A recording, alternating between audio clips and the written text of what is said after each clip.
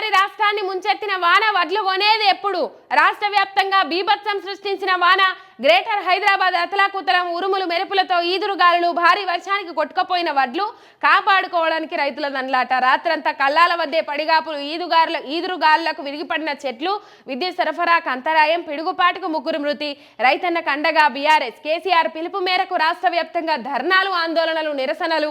అన్ని రకాల వడ్లకు 500 బోనస్ చెల్లించాలని ర్యాలీలు రాస్తారు అని చెప్పేసి, ఏదైతే సన్న వడ్లకే 500 రూపాయల బోనస్ చెల్లిస్తామని చెప్పేసి కాంగ్రెస్ ప్రభుత్వం సావు కబురు సల్లగా చెప్పినట్టు కుండ బద్దలు కొట్టి చెప్పిందో దాని మీద రాష్ట్ర వ్యాప్తంగా నిరసనలకు దిగురు రైతాంగం అంతా.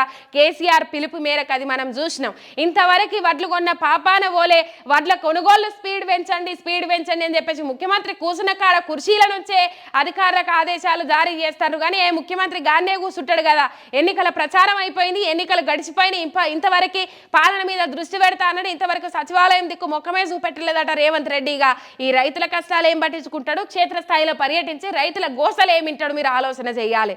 మొత్తం మీద ఇదే చూస్తా ఉన్నాం. కుర్చీల నుంచి కదలకుండా అధికారులకు ఆదేశాలు జారీ చేస్తే అధికారులు కనీసం నోరు కూడా మెదపట్లేదు. ఆ పనులు కూడా స్పీడ్ వేగవంతం చేయట్లేదు. మొత్తం మీద ఎక్కడి కల్లాలల్ల వడ్లు అక్కడనే ఇగో పొట్టు తడుచుకుంటా ఘోరమైన పరిస్థితులు ఉన్నాయి.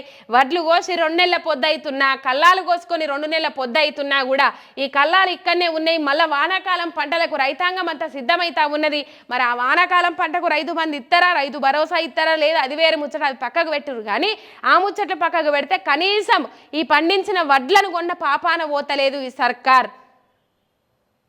ఎందుకు ఇంత జాప్యం అనేది అర్థమైతలేదు. ఎందుకు ఎవరిని ఇబ్బంది పెట్టాలి, ఎవరి మీద పగతోని